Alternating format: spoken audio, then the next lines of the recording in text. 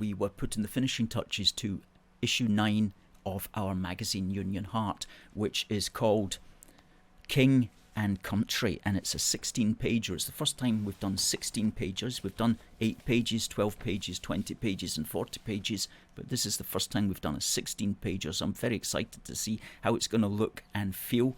It's not yet at the printers, because we are having a little bit sticking point as far as raising the money to get it to the printers. Can you believe that? We're still about 120 quid out, but I'm hopeful in the next 10 days or so we'll raise that money to get it to the printers in order to produce it. But I can give you a quick flash here of the front page. King and Country. Now just imagine that full colour. It's going to look amazing. Oh, and let me tell you, it's dedicated particularly to Scotland and the monarchy.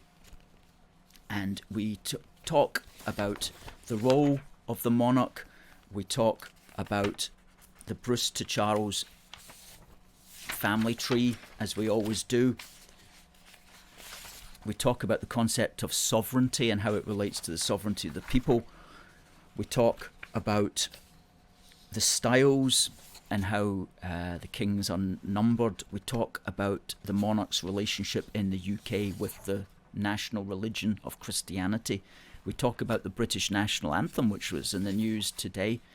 We talk about how Scotland has always been a monarchy, even when England was a republic. And we talk about going right back to the early kings of Scotland, including the legendary ones such as Fergus MacFerchard, who even has his own portrait in Holyrood House Palace, would you believe? And we give the backstory to all of that. And then we have 2 pages explaining how the monarchy actually delivers a profit. You know how they always talk about, oh, the monarchy costs so much per person. Well, what about the profit per person which it delivers? Because you don't just have costs, you also have benefits as a consequence of those costs. So we spin it around and we look at the actual profit that the monarchy delivers per person, which in this tax year is about £3 per head, which is certainly good going.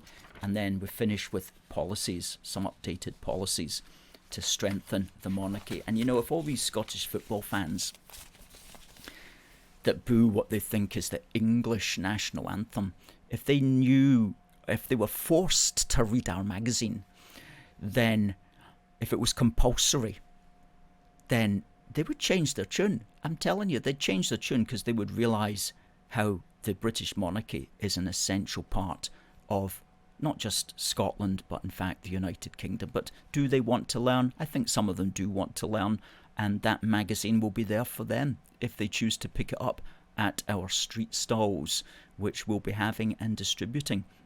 But of course some people don't want to learn, and they just make up excuses for their republicanism. But the fact is, the British monarchy has Scottish roots, and it's arguably more Scottish than English, because one of the things that we discovered was that the Scottish kings didn't really want to trace their line through the Normans.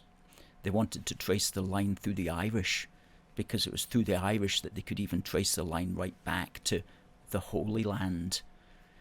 And so, fascinating history, and we're bringing it out. We're bringing it out, proud to say. So if anybody wants to help us get that to the printers, then please do drop 120 quid into our kitty at aforceforgood.uk/donate to.